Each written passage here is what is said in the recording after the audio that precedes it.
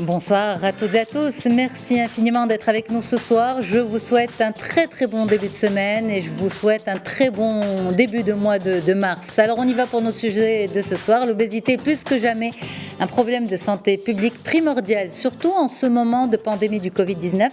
En effet, les études épidémiologiques ont mis en évidence deux grands facteurs majeurs de sévérité, d'hospitalisation et de complications du virus, l'âge et la présence de comorbidités, dont principalement l'obésité. En février 2020, dans son rapport sur l'obésité intitulé Conséquences sanitaires et économiques d'un défi mondial imminent, la Banque mondiale révèle que 66% des Marocaines sont obèses ou en surpoids. Alors, comment expliquer cette situation et surtout comment y remédier? On en parle ce soir avec vous, docteur Rabia. Bonsoir, docteur, comment ça va? Bonsoir ma chère Yasmine. C'est toujours un plaisir de passer avec toi sur Midi 1 TV. Donc, je suis ravie de parler de ce sujet qui est un sujet qui... Aujourd'hui, c'est vrai que l'obésité, comme vous l'avez si bien dit, c'est une morbidité. C'est une maladie reconnue par l'OMS. Et ça coïncide cette semaine, c'est le 4 mars, la journée mondiale de l'obésité, ou plus correctement dit, de lutte contre l'obésité.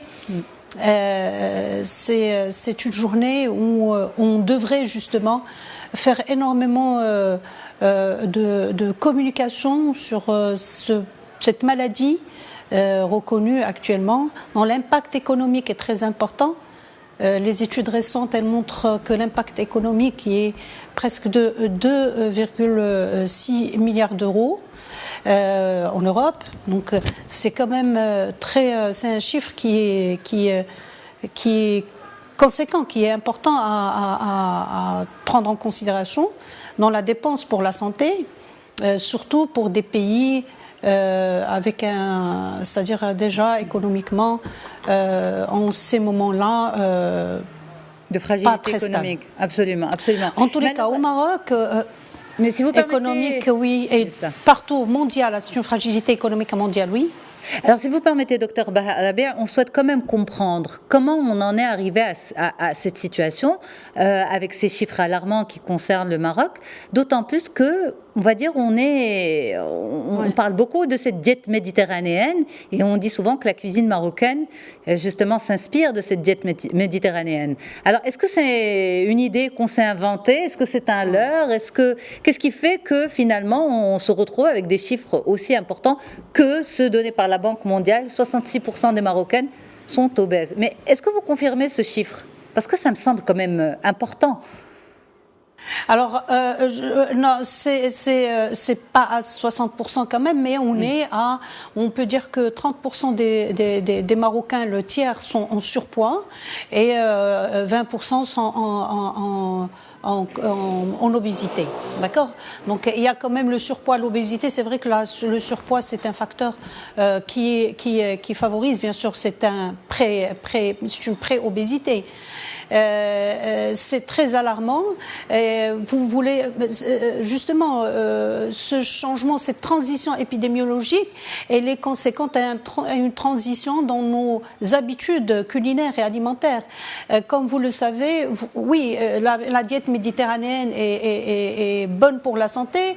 Notre cuisine marocaine, elle est pas toujours bonne, parce que on est dans l'excès de la consommation. C'est la quantité en calories qui est très importante, sachant que on a vraiment un marché de légumes et de fruits qui est accessible, mais malgré tout, et d'ailleurs on voit la différence, le surpoids et l'obésité sont plus importants dans le milieu urbain que dans le milieu rural, ce qui peut-être pourrait être expliqué par la transition épidémiologique. Ceci dit, le milieu rural n'est pas épargné, parce que là aussi il y a d'autres habitudes, c'est la consommation du thé très sucré et le fait que les gens du rural aussi vont vendre leur production pour acheter des produits qui ne sont pas obligatoirement bons pour la santé, le thé, le sucre et toutes les autres matières hypercaloriques.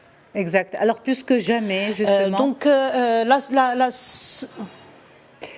Plus que jamais, docteur, justement, l'obésité est pointée du doigt comme problème de santé publique, oui, mais comme facteur aggravant à l'infection de la Covid. Donc, partout dans le monde, on se rend compte de cela.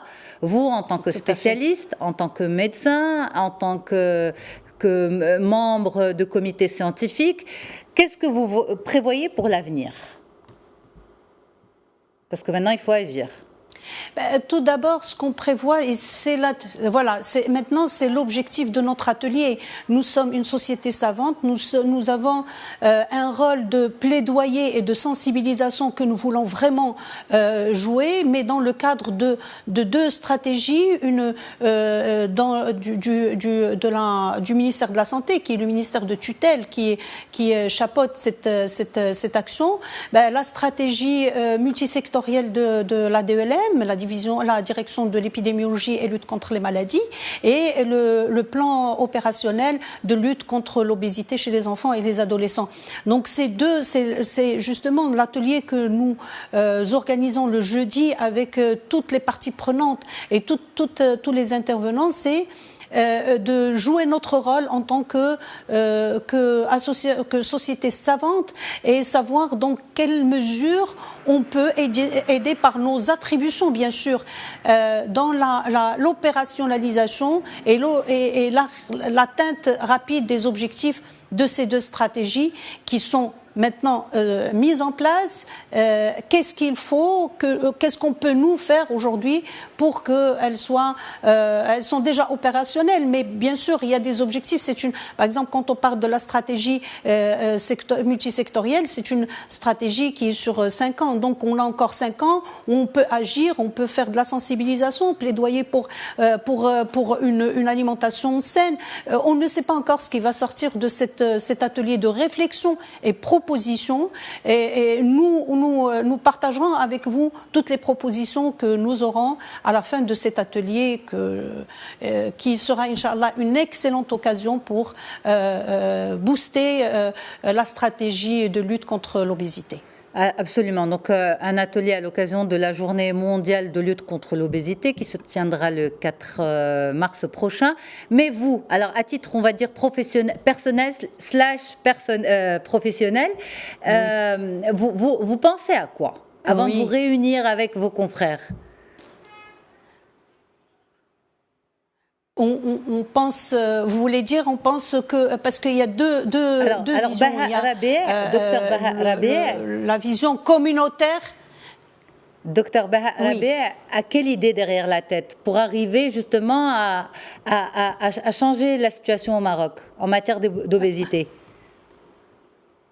Alors, il y a deux volets. Il y a le volet communautaire et il y a le volet individuel. Le volet communautaire, il faut peut-être aujourd'hui, je dis il faut.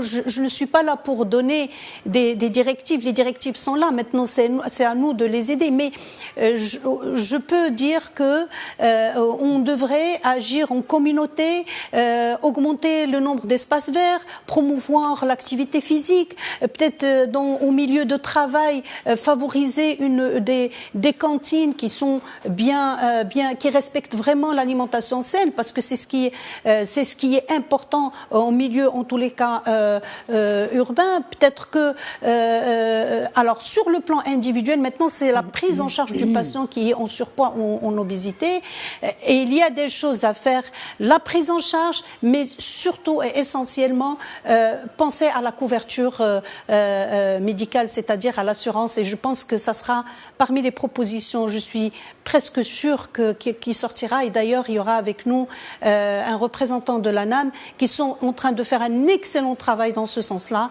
et qui sera une bonne initiative qui donnera de bons résultats.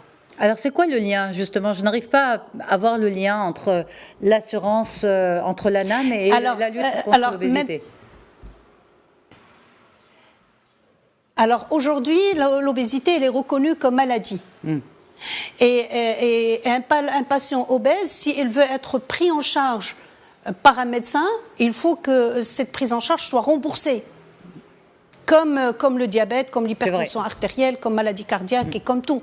Donc, et pour cela, il faut qu'il y ait nomenclature, c'est-à-dire il faut qu'elle soit dans le panier de soins ou dans le référentiel de l'ANAM. C'est un point très important aussi quand on parle sur le plan individuel. Maintenant, il y a des choses à faire aussi et tout de suite sur le plan communautaire. Préventif. Et il y a des choses qu'on va faire, c'est-à-dire il y a le court terme, tout de suite on peut commencer les actions communautaires et en même temps on va agir sur prévoir des choses à faire pour améliorer la prise en charge curative du patient. C'est ça, c'est vrai. Et en fait, c'est deux volets. Vous l'avez bien expliqué, c'est le volet curatif. Et ça, c'est important qu'il y ait une prise en charge adaptée. Et puis qu'il y ait aussi une prise en charge financière également. Mais il y a aussi le volet de la prévention qui est très important également. Parce qu'on sait malheureusement que de plus en plus d'enfants marocains sont aussi touchés par l'obésité. Donc il y a l'alimentation de la famille. Et puis il y a aussi les tranches d'âge. Parce que quand on voit un petit peu autour, on se rend compte que par exemple, quand on va prendre deux éléments aggravant de l'infection Covid. On va prendre l'âge et on va prendre la comorbidité type obésité. Mais la prise de poids excessive vient souvent avec l'âge. C'est-à-dire que plus la personne avance dans l'âge et plus elle va se laisser aller et plus, surtout, il y a aussi les femmes avec la ménopause, donc cette accumulation de graisse qui vient s'installer, une graisse qui est dangereuse puisqu'elle va s'installer au niveau de l'abdomen, en donnant d'autres maladies, notamment cardiovasculaires. Donc, je pense que c'est aussi ciblé par tranche d'âge, si je peux me permettre. Exactement, c'est ciblé par tranche d'âge, mais il ne faut pas oublier que le précurseur de l'obésité de l'adulte, c'est l'enfance. Et vraiment, la prévention, elle commence depuis même l'intra-utérin. Les enfants qui sont, c'est-à-dire qu'on appelle macrosomes, déjà, ils ont une susceptibilité d'être obèses à l'âge adulte. Donc, il faut vraiment être dans la prévention très tôt chez la femme enceinte pour que le bébé ne soit pas macrosome. Et il faut aussi, il y a d'ailleurs dans cette stratégie, dans ce plan opérationnel élaboré par l'ADP, tout ça est décrit, que ce soit la prise en charge de la femme enceinte pour lutter contre l'obésité du bébé, du nouveau-né, l'allaitement maternel, la diversification alimentaire, éviter le sucre, le sel jusqu'à l'âge, pas avant l'âge de 2 ans, éviter tout ce qui est hypercalorique, l'obésité chez l'adolescent, donc augmenter l'activité physique. Donc il y a toute une panoplie de recommandations pour éviter d'arriver à l'âge adulte avec déjà un poids.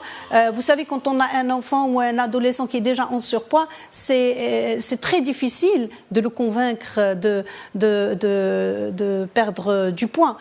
C'est vraiment les parents d'enfants en situation d'obésité sont quand même, ils galèrent pour pouvoir convaincre leurs enfants et c'est très difficile, surtout l'entourage, l'environnement qui n'encourage pas. Et déjà ça, c'est une grande partie de prise en charge. C'est-à-dire si déjà on a presque un tiers se fait à l'âge de l'enfant. Puis bien sûr, après, chez la femme, comme vous l'avez si bien dit, la femme, surtout quand elle avance avec l'âge, la comorbidité, déjà l'obésité jeune, elle favorise le diabète, l'hypertension et les maladies cardiaques, et encore plus quand on est âgé et on est en surpoids, en obésité, la situation est plus grave. Alors et plus alarmante, je veux dire. Justement, Dr Baha Rabia, vous êtes médecin nutritionniste, épidémiologue, je vais y arriver, épidémiologue également, pardon. Épidémiologiste. Épidémiologiste, absolument. Oui. Bien manger, ça veut dire quoi ? Alors, bien manger, c'est tout d'abord éviter le sucre rajouté. Ça, déjà pour moi, si on élimine le sucre rajouté, je peux dire, c'est le 1/3 de la diète saine. Mais le sucre rajouté, pas de sucre rajouté du tout. Juste, je demande une petite information supplémentaire. Quand on parle de sucre ajouté, le sucre raffiné, on le trouve partout. Même le pain, c'est du sucre ajouté. Oui. Les pâtes, c'est du sucre ajouté. Le riz, c'est du sucre ajouté. Alors, ça veut dire tous ces aliments sont à enlever. Non, alors ça dépend de la manière de les cuire, de les cuire bien sûr. La cuisson, quand on parle de pâte sucre rajouté, c'est ce qu'elle contient. Déjà, si on élimine, on ne va pas éliminer 100%, mais si on arrive à éliminer une grande partie, c'est déjà bien. Okay. Si on prend les pâtes une fois par... Bon, c'est vrai que le pain, si on arrive à prendre du pain avec pas de sucre, et là, d'ailleurs, si vous vous rappelez, j'ai dit qu'il y a des choses qu'il faut faire aussi au niveau communautaire. Si on oblige les boulangers de ne pas mettre de sucre dans le pain, c'est déjà... Ça c'est une action communautaire. Maintenant, comme je disais, le fait de ne pas rajouter du sucre dans l'alimentation, c'est déjà, on a éliminé 30% de risque de devenir obèse et d'être déjà dans la diète, comment dirais-je, dans la diète saine. Méditerranéenne, oui. Ça, c'est la première règle. La deuxième règle, oui, ça c'est la première. La deuxième règle, c'est manger juste la quantité qu'il nous faut, c'est-à-dire respecter nos besoins. Et là, quels sont nos besoins? Justement. C'est pas tout le monde qui sait c'est quoi nos besoins. C'est pas tout le monde qui est nutritionniste. Voilà, exactement, exactement. Eh ben, pour savoir c'est quoi nos besoins, tout simplement, je mange lentement, je mastique correctement jusqu'à ce que je sois rassasiée. C'est tout. Et vous allez voir que on n'a plus cette sensation de faim, c'est-à-dire on va arrêter de manger rapidement dès qu'on aura faim. Ça, c'est une règle, c'est-à-dire règle simple à respecter. Bien sûr, si on peut être suivi par un nutritionniste ou une diététicienne ou un médecin de famille qui est formé, c'est encore mieux. Mais on ne peut pas l'imposer à tout le monde et c'est pas logique. Donc déjà, cette astuce de manger lentement, de bien mastiquer, on va voir que rapidement, on n'aura pas faim. Et ça, c'est la deuxième règle. La troisième règle, c'est la composition du plat. La composition du plat, respecter la proportion de légumes, la proportion de protéines et la proportion de féculents. Et il ne faut pas qu'on soit dans l'excès de l'un ou de l'autre. Ça, c'est aussi une règle. Manger les 3 repas, c'est des recommandations qui sont, si on peut dire, banalisées maintenant et connues. Les 3 plats, les 3 repas, les 2 collations. C'est l'application qui est difficile. C'est l'application qui est extrêmement difficile. J'aime bien la petite nuance. C'est l'application qui est extrêmement difficile, absolument. Et on aura l'occasion de revenir avec vous, docteur Baha Rabia, sur l'application, absolument. En tout cas, merci beaucoup d'avoir accepté l'invitation. Avec plaisir. On doit rendre l'antenne, mais bon courage pour votre atelier du jeudi, à l'occasion de la Journée mondiale de lutte contre l'obésité. C'est important de faire le point avec vous ce soir. Je vous souhaite une très bonne soirée, madame. Merci à toutes et à tous, chez vous qui nous regardez, en régie, bien sûr, pour la réalisation de cette émission, un sans faute totale. Je vous embrasse très fort et on se retrouve demain en direct à 18h30, bien sûr.